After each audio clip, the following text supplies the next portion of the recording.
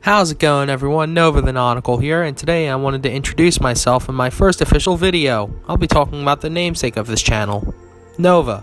Now, if you're watching this video, I assume you know what a Fursona is, but regardless, if you don't know, a Fursona is a character created by somebody used to represent themselves in the furry fandom. Your Fursona can be any type of animal you'd like, rather it be cat, dog, wolf, fox, dragons, or even some unique species created by the fandom themselves, such as the protogen or the sergal. Yeah, I'm getting off track here, but you get the idea. Anyways, back to my fluffy boyo, Nova. Let's take a peek at what was molded together to create my Fursona. First off, the name, Nova. It has two different sources.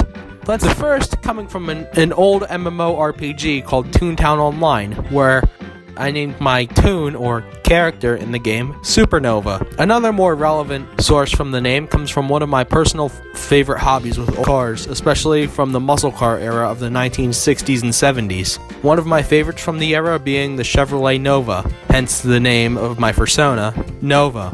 Now that we have a name, what about his colors, red and black? They've been colors I've always liked for years.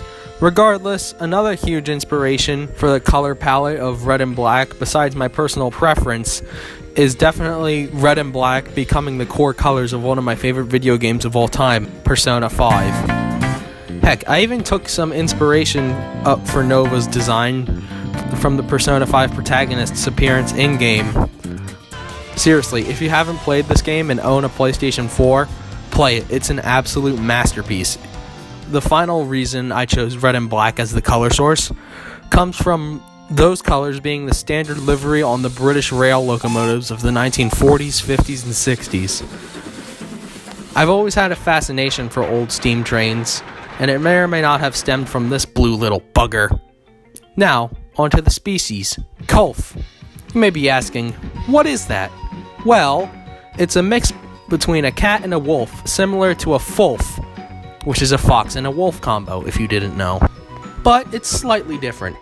Notice the mix of cat features, like ears, tails, and eyes, which are fused with the wolf features, such as the snout and jaw area. In terms of personality, I tried to craft my Fursona's personality to try and have him be the person I can't be. Regardless, I'm grateful for the fandom who really helped me become myself, and it means so much to me, and I'm eternally grateful to everyone in the fandom.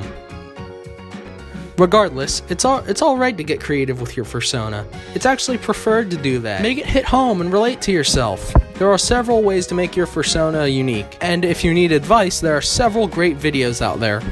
I recommend this one by the fantastic furry-based YouTuber Beta Ada Delota.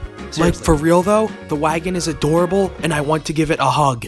Also, Beta served as a huge inspiration for me to make these type of videos, so big shout out to him. And Beta, if by some chance you're somehow watching this video on my small little channel, I just want to say thank you for inspiring me to do something like this, and you mean a lot to just a young fur like me. Thank you. And I mean that from the bottom of my furry little heart. Well, anyways, enough gushing about other people's Fursonas. That's all I've got for today. And as always, thanks for watching and be nautical. Oh, but one more thing. Here's a list of all the people who agreed to feature their adorable Fursonas earlier in this video. Thanks a lot, you beautiful furs.